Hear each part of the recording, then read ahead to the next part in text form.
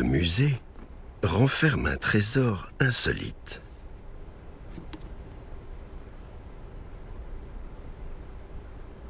De vieilles graines de lotus.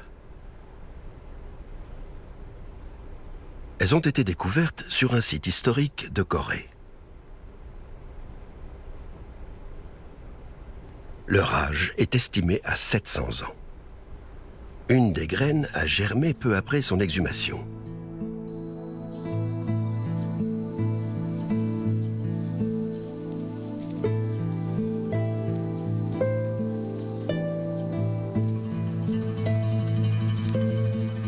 « 700 ans de dormance. »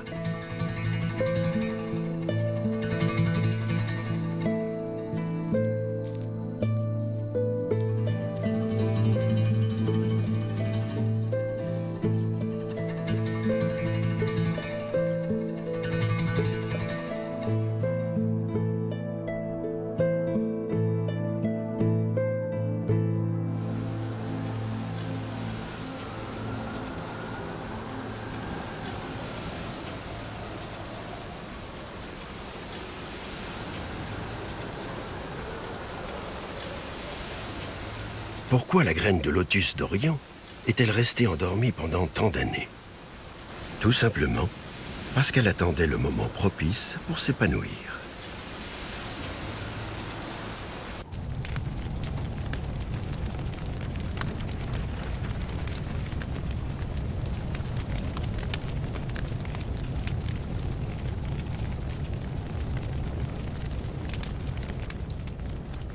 Au plus fort de la saison sèche, les feux de forêt se multiplient.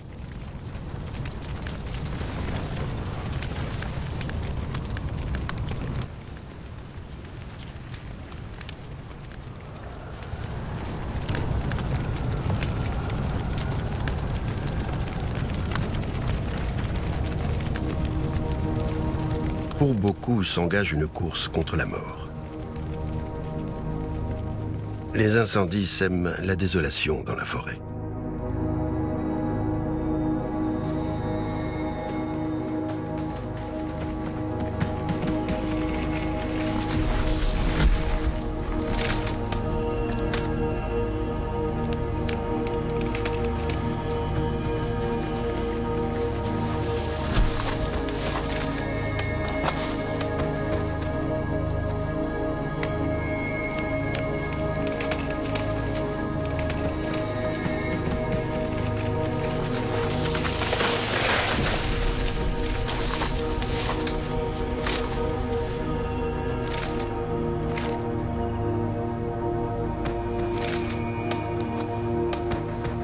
Certaines plantes, pourtant, attendaient la venue du feu.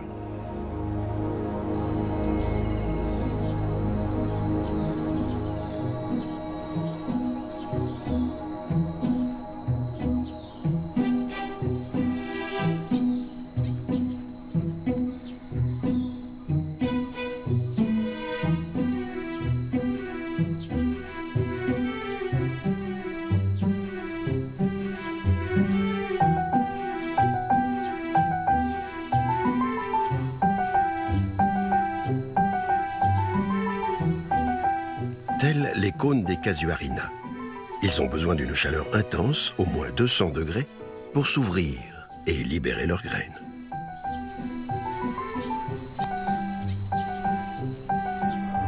Ces plantes tirent aussi parti des courants d'air chaud que génère le feu.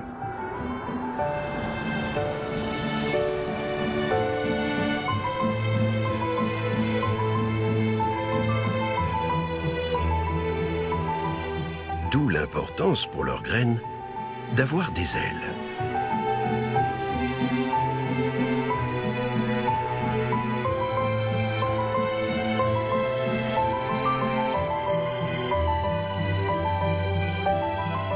Après le passage de l'incendie, elles atterrissent sur un sol fertilisé par les cendres, dans un espace libre de concurrence.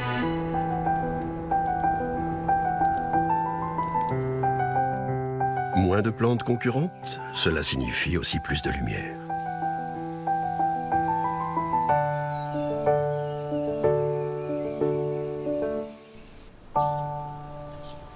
Ainsi, les pins gris ne sèment leurs graines qu'après l'élimination par le feu de tout ce qui aurait pu faire de l'ombre à leur rejeton.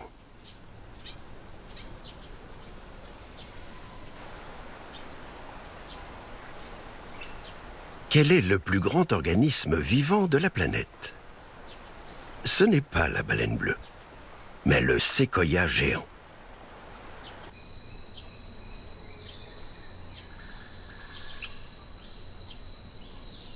Ce spécimen mesure environ 100 mètres, soit la taille d'un immeuble de 30 étages. S'il est parvenu à cette hauteur, c'est qu'il a su résister à de nombreux incendies.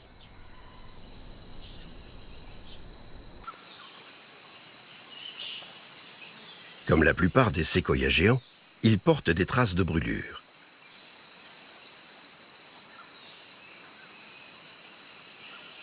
Celui-ci a survécu à quelques 80 feux de forêt. Il lui est même arrivé de brûler 7 jours durant. Sa résistance au feu est exceptionnelle. L'écorce du séquoia géant peut atteindre 1 mètre d'épaisseur. Elle n'est pas dure, plutôt souple et spongieuse.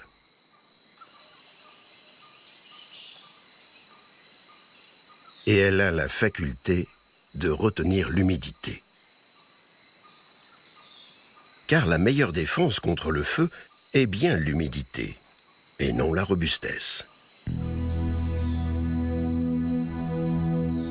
C'est ainsi que le séquoia se protège du feu, dont il a par ailleurs besoin pour assurer sa reproduction. Car les cônes de cet arbre nécessitent eux aussi une chaleur de brasier pour s'ouvrir.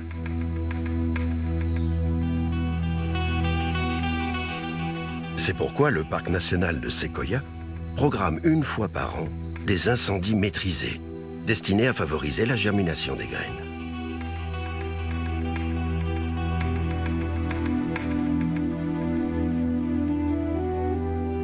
Certains arbres ne peuvent former une forêt que par la grâce du feu.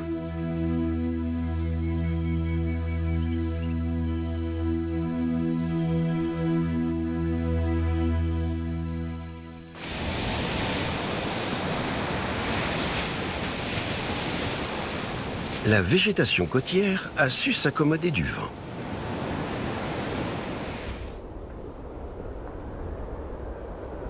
Cet arbre n'est pas tombé, il pousse dans le sens opposé au vent dominant. Comme ils ne peuvent pas se déplacer, les arbres sont plus réceptifs à leur environnement afin de mieux s'y adapter.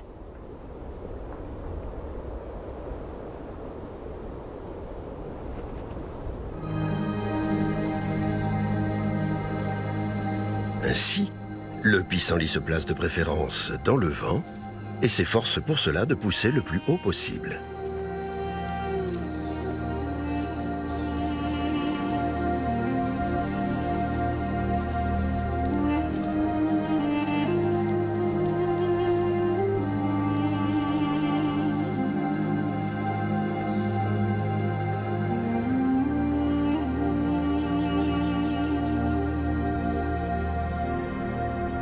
L'aigrette du pissenlit est sphérique pour permettre aux graines de se disperser quelle que soit la direction du vent.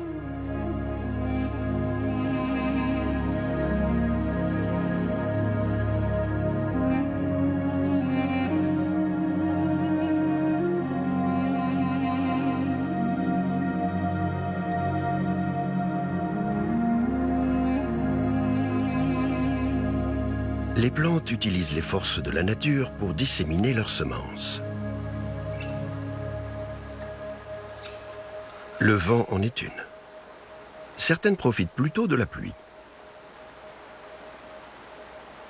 Le populage des marais pousse au bord de l'eau.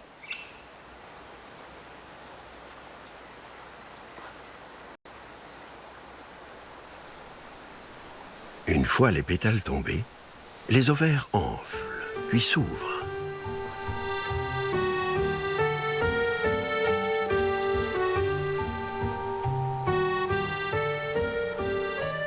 Les graines sont offertes au ciel dans l'expectative.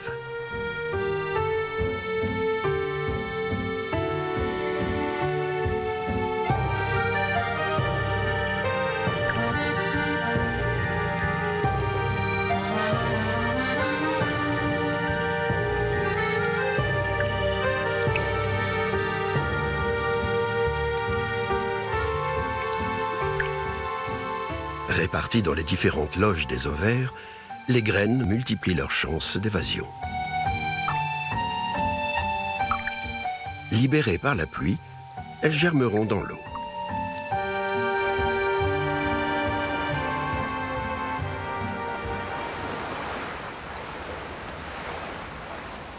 À l'extrême est de l'île de Jeju, l'îlot de Tokisam, entièrement tapissé de verdure.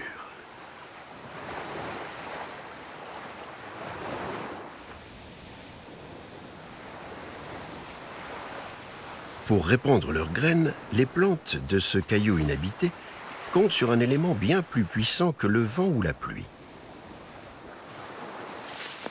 Le lys du Bengale a partiellement colonisé le sud de l'île en arrivant par l'océan Pacifique.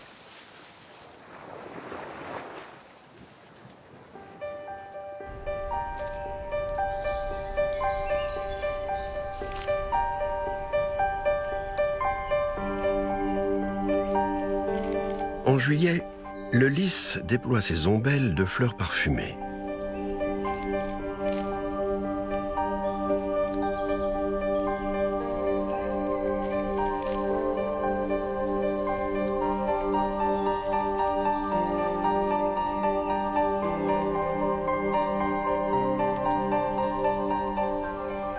Une fois les fleurs fanées, les ovaires se mettent à gonfler.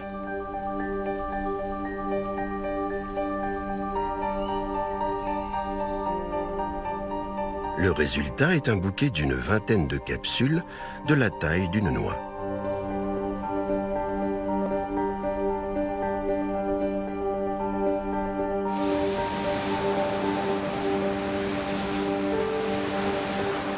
Les graines du lys ne résisteront pas longtemps à l'appel du large.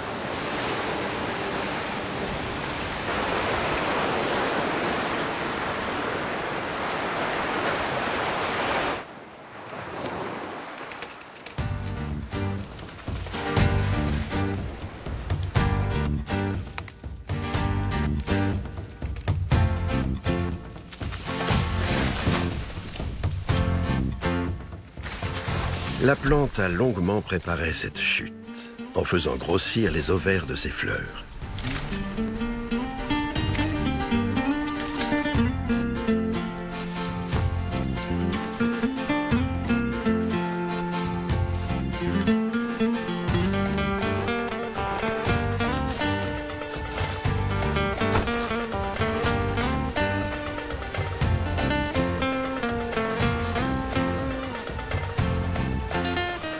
La mer est toujours située en contrebas de leur point de chute.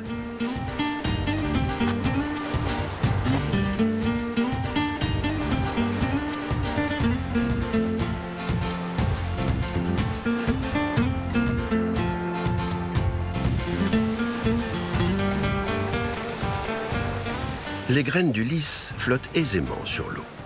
C'est comme ça qu'elles ont traversé l'océan des terres du Sud jusqu'à l'île de Jeju.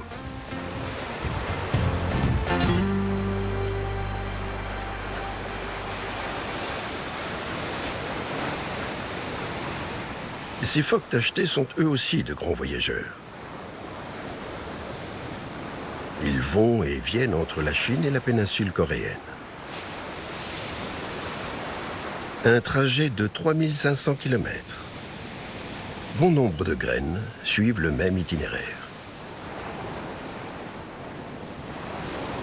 Grâce à leurs semences intrépides, les plantes conquièrent toujours de nouveaux territoires.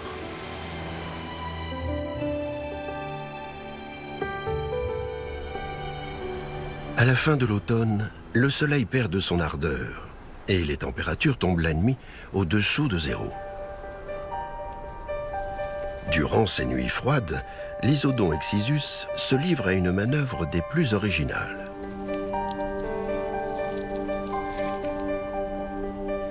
Sous terre, il fait encore plus de zéro, mais le gel menace de s'installer. Les racines de cette plante vivace évacuent alors leur eau dans les tiges, qui vont rapidement geler.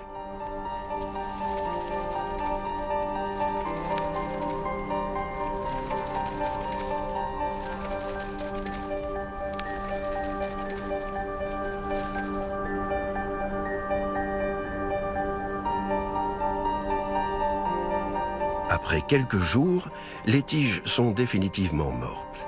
Mais la glace qu'elles contiennent forme une isolation pour les racines. Ainsi, le sacrifice de ces tiges permettra à l'Isodon excissus de survivre à l'hiver.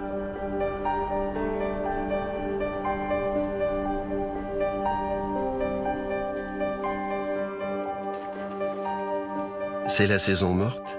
Cette petite fougère aquatique s'efface elle aussi.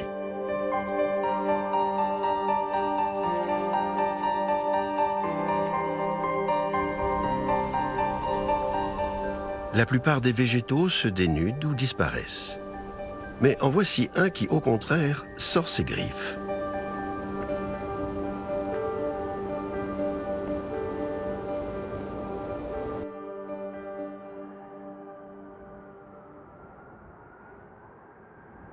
Le gui fructifie en hiver.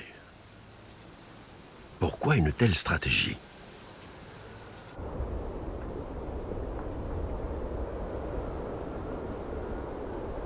Il compte sur les oiseaux pour disséminer ses graines.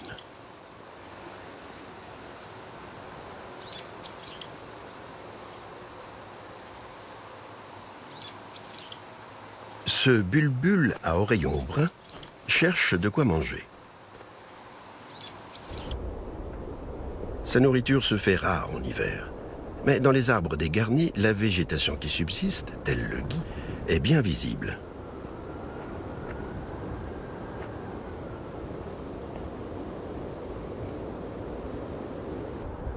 Si la plante attend cette saison, c'est justement pour que les oiseaux repèrent facilement ses drupes. Ces fruits ont toujours beaucoup de succès car ils ont très peu de concurrence.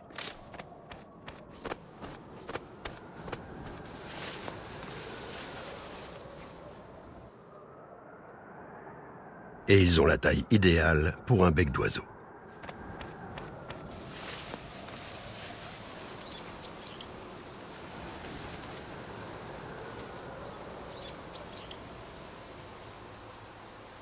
Le bulbule à oreillons bruns joue un rôle essentiel dans la propagation des graines de gui. Reste un dernier détail à régler. Le gui est une plante hémiparasite. Il ne peut survivre qu'en se fixant sur un arbre.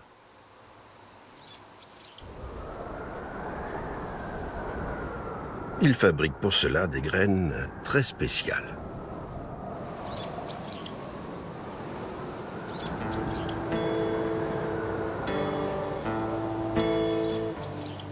Ce sont des petites baies collantes, enrobées de filaments visqueux, qui peuvent s'étirer sur 1 mètre. Elles ne sont pas digérées par les oiseaux.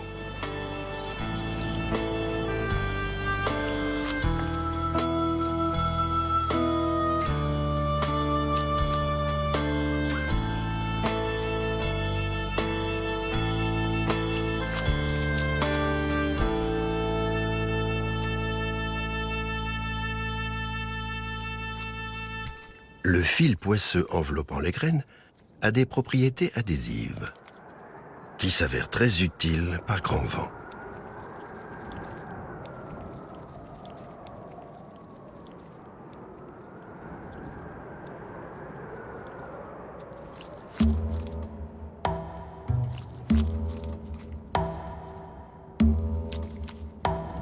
Les graines se fixent sur une branche dont elles finiront par perforer l'écorce pour germer.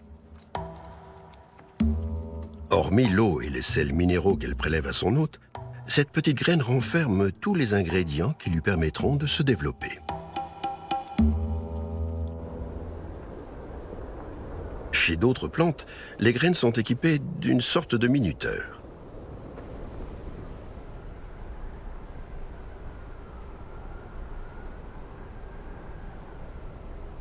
C'est ce minuteur qui détermine le moment où les graines peuvent germer.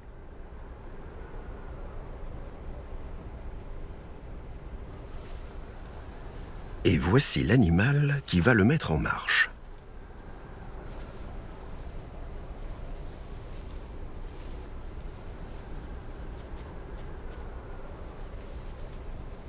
En hiver, la chèvre de montagne se nourrit des fruits du résinier de Chine.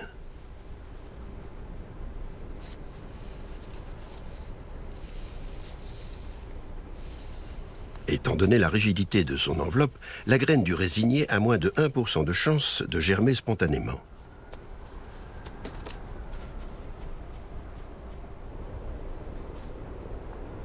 Ces chances grimpent à 30% si elle est ingérée par une chèvre de montagne, car son enveloppe va se ramollir sous l'effet des sucs gastriques de l'animal.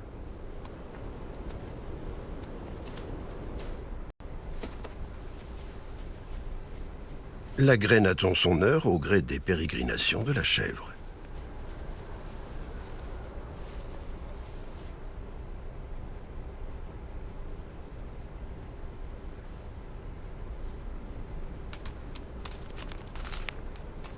C'est maintenant qu'elle va passer à l'action. Pour survivre, la graine doit quitter la plante mère et éviter la concurrence. C'est pourquoi sa germination n'a lieu que lorsqu'elle s'en est éloignée.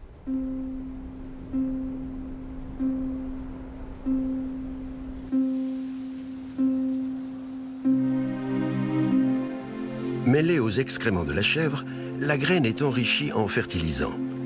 Elle germera ainsi dans d'excellentes conditions.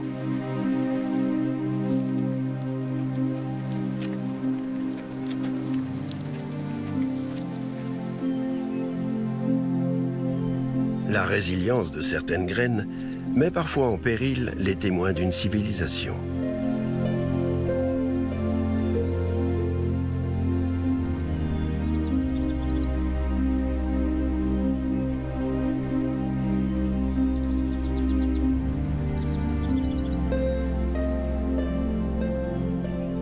Plusieurs temples d'Angkor, au Cambodge, ont été littéralement étranglés et détruits par des arbres.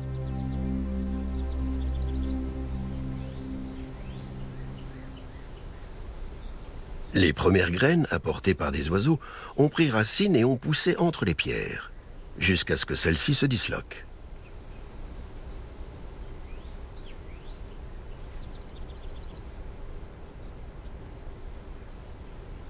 Aujourd'hui, ironie du sort, c'est grâce à ces mêmes arbres que les vestiges tiennent debout.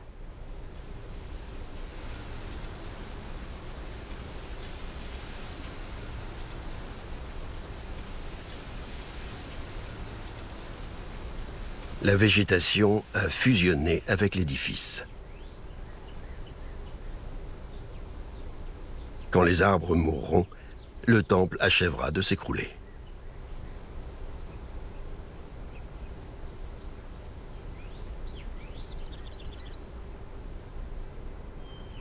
Ces arbres qui tiennent une civilisation à bout de bras sont des figuiers, également appelés ficus.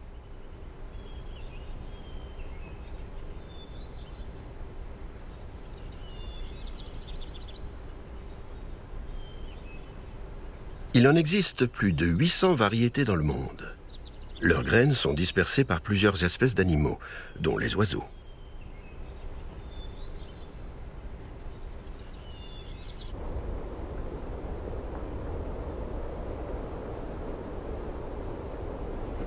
Cette île abrite environ 150 variétés de ficus. Les fruits de celui-ci poussent sur des branches à même le sol.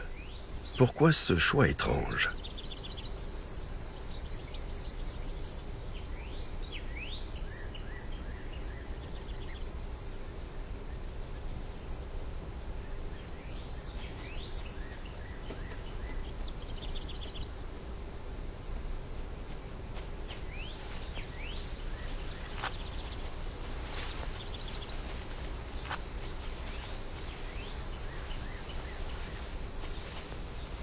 De son groin maculé de boue, un sanglier fouille la terre.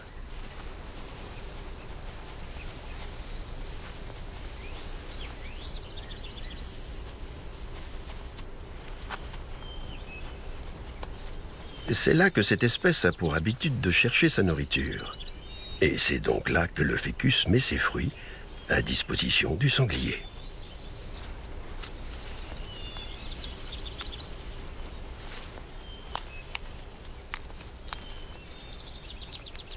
Ainsi, l'arbre choisit l'animal qui dispersera ses graines, puis met en place une stratégie pour l'inciter à les manger.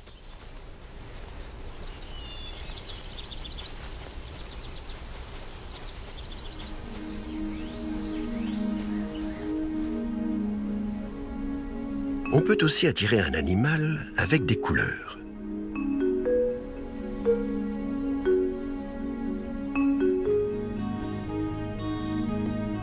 Les plantes excellent à en créer. Presque toutes les couleurs présentes dans la nature sont d'origine végétale.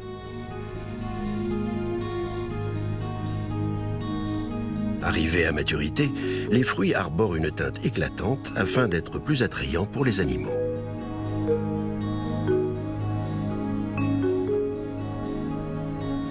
Le myrtillier ajoute une touche personnalisée. Il saupoudre ses baies d'une pellicule blanche pour s'assurer que les oiseaux les remarqueront. Car les oiseaux perçoivent les rayons ultraviolets réfléchis par le blanc.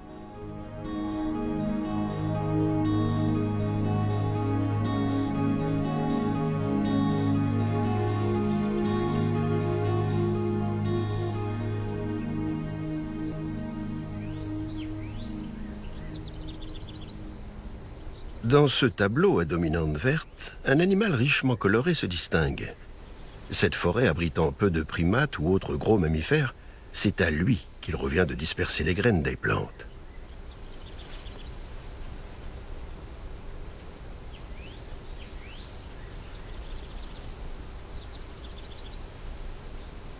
Son crâne évoque celui d'un dinosaure. Ses griffes ressemblent à des poignards.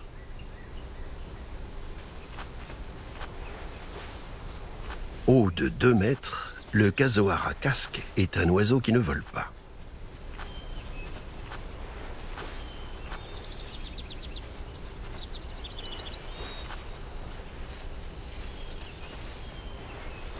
Un bébé casoar picore en compagnie de son père. Chez cette espèce, c'est le mâle qui s'occupe des petits.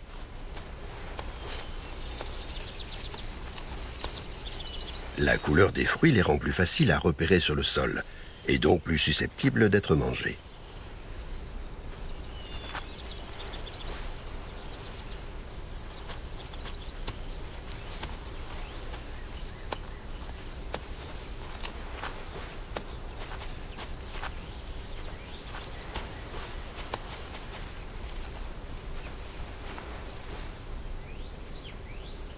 Le casoar est doté d'excroissances charnues chatoyantes.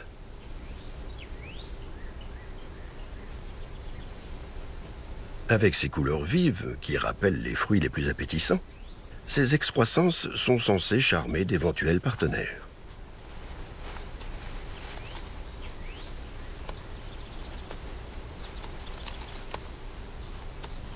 Incapable de voler, le casoar ne peut pas manger les fruits haut placés dans les arbres.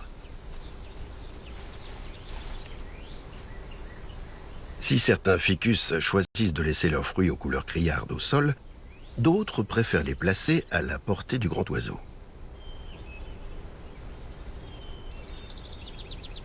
Les figues pendent ici près du sol. Juste à la hauteur des yeux du casoar.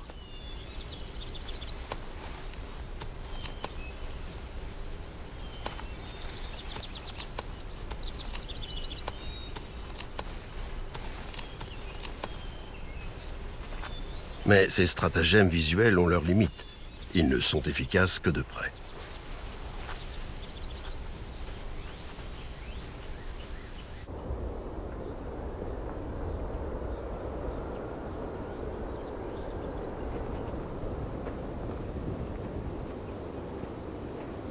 Dans une forêt dense, les arbres ont d'autres subterfuges pour assurer leur reproduction.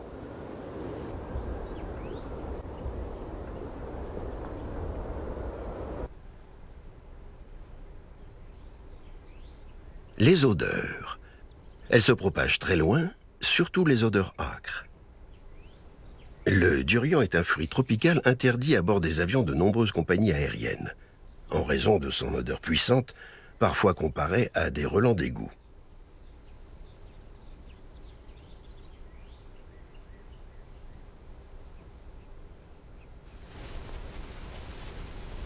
Certains animaux raffolent pourtant de ce parfum.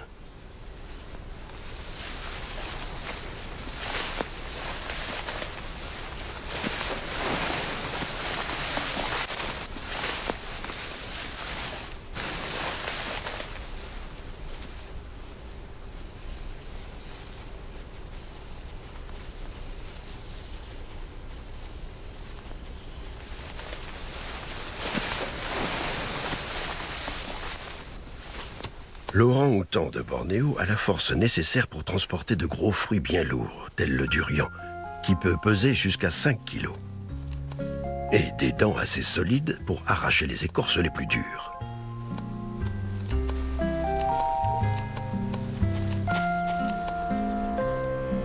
Cet animal puissant est le bienfaiteur du durian. Malgré son odeur répugnante, la chair du durian a un goût agréable. De plus, elle est addictive parce qu'enivrante. Une faible quantité d'alcool est en effet produite lors de sa fermentation.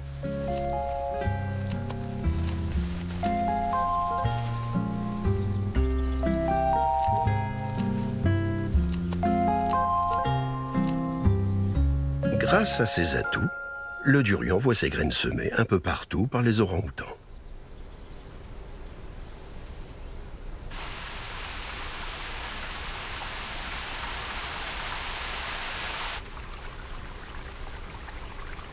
Certaines plantes n'ont besoin de personne pour disséminer leurs graines.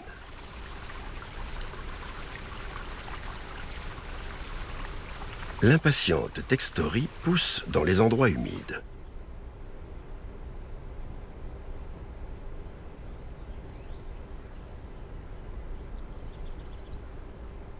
Et voici ses fruits.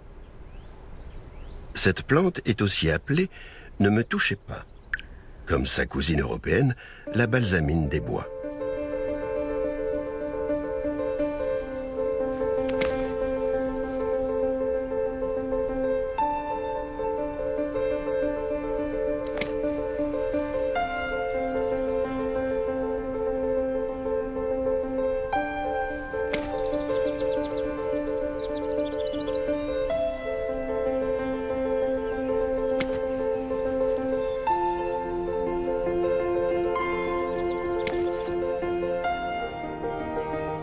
Parce que le moindre contact, le plus petit souffle de vent, expulse les graines hors de la plante mère.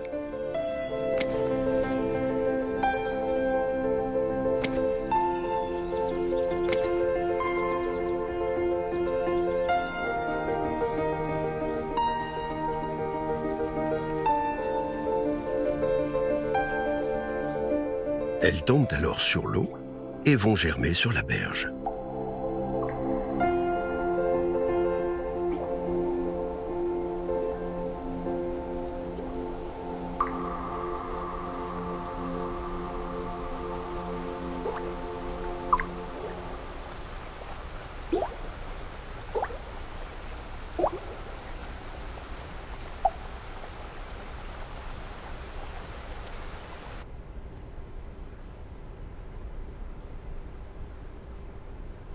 Cette élégante légumineuse produit des graines comestibles très répandues.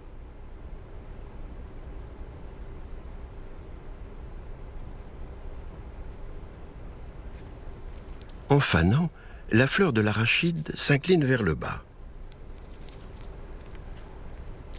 Les ovaires situés à l'extrémité de la corolle s'allongent jusqu'à toucher le sol.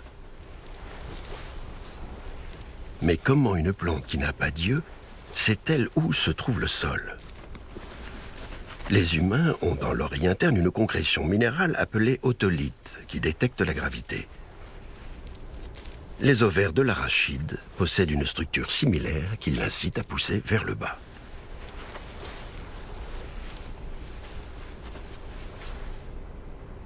Une fois dans la terre, les ovaires risquent moins d'être abîmés et les graines ont de plus grandes chances de germer. Au bout d'un mois et quelques, les premières pousses apparaissent.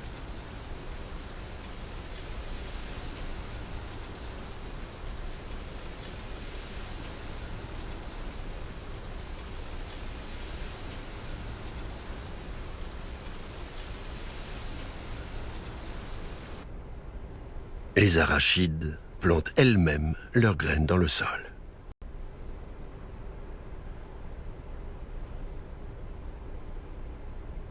L'instinct de reproduction n'est pas l'apanage des animaux. Les plantes aussi veulent voir leurs rejetons s'épanouir.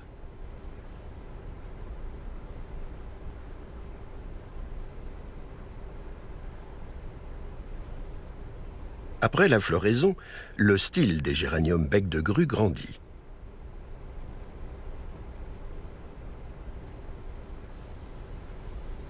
Ces longs pédoncules se dressent vers le ciel comme autant de fusées miniatures.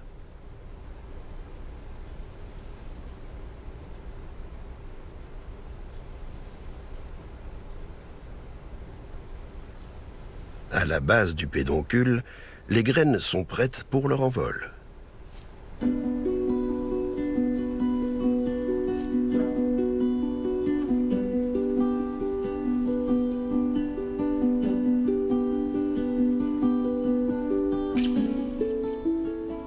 Le bec de grue catapulte littéralement ses graines dans les airs.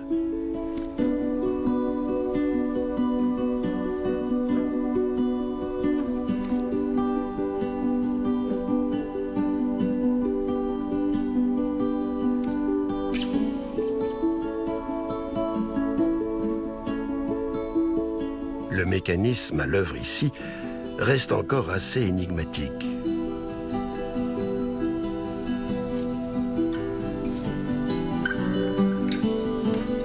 On dit que les végétaux agissent avec lenteur. En fait, ils sont probablement bien plus rapides que nous l'imaginons.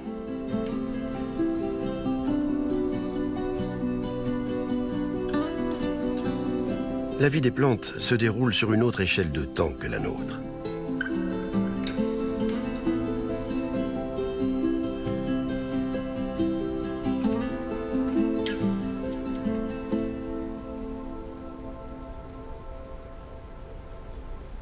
Le bec de grue à fleurs blanches est pourvu d'un style encore plus élancé.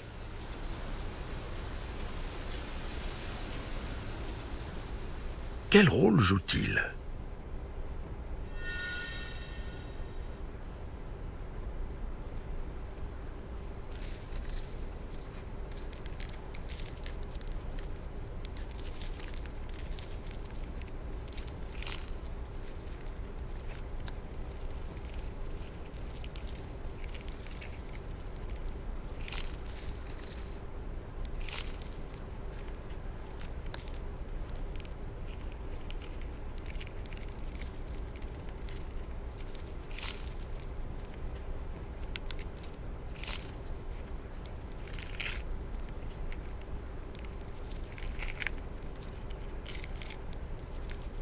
Cette graine a atterri par accident sur l'herbe.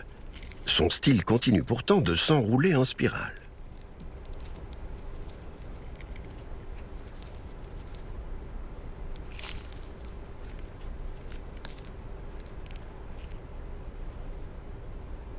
La graine a désormais la forme parfaite pour tomber au sol.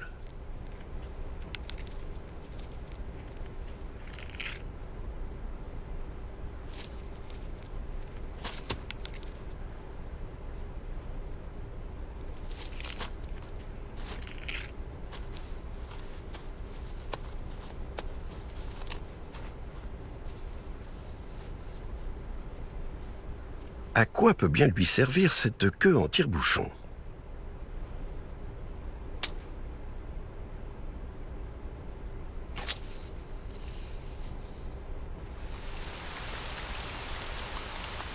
Pour germer, une graine a besoin d'eau. Les graines ne commencent à se dérouler que lorsqu'il pleut, et ce mouvement leur permet de s'enfoncer dans le sol comme une vis.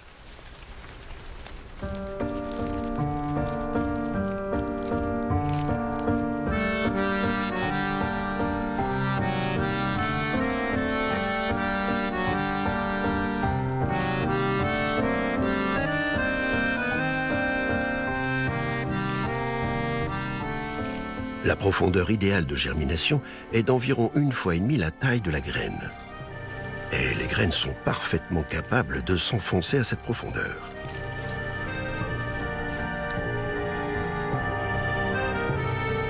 Plus étonnant encore, la plupart d'entre elles arrivent à se ficher verticalement dans le sol, grâce à leur extrémité lisse qui contrôle le mouvement.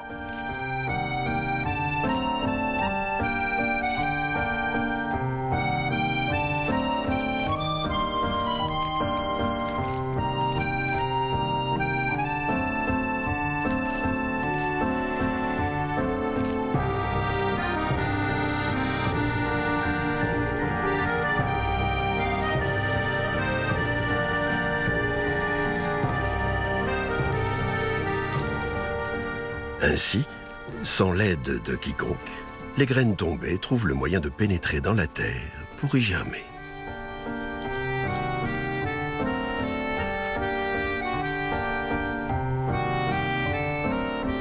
Si l'hélice se défait avant que la graine ne soit totalement enfouie, ce n'est pas grave. Tout est prévu.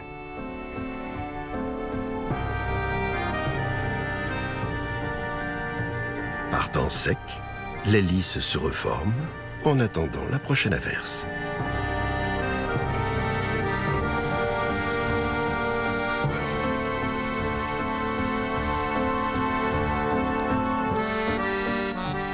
Les plantes rivalisent de talent pour se propager.